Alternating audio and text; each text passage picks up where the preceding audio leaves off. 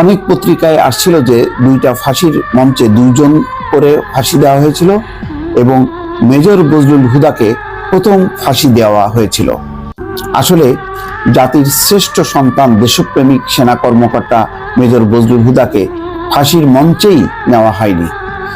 Major হুদাকে প্রশাসনিক ভবনের একটি রুমে রাখা হয়েছিল। দুজন করে 4 জনের ফাঁসির কাজ সমাপ্তির পর হাসিনা যায় মেজর বজলুল হুদার সেই রুমে। সেখানে আগে থেকেই উপস্থিত ছিল কাশিমপুর থেকে আনা হিন্দু জল্লাদ। যেভাবে কোরবানির গরু জবাই করা হয় ঠিক একইভাবে 4 জন মেজর হুদার শরীর চেপে ধরেছিল, আর হাসিনা মেজর হুদার বুকের উপর এক পা দিয়ে চেপে রেখেছিল, আর সেই হিন্দু জল্লাদ জবাই করেছিল। প্রত্যক্ষদর্শীর বর্ণনা থেকে জানতে পারি জবাইয়ের সময় কিছু রক্ত ফিনকি দিয়ে হাসিনার শাড়ির বেশ কিছু অংশ ভিজে যায়।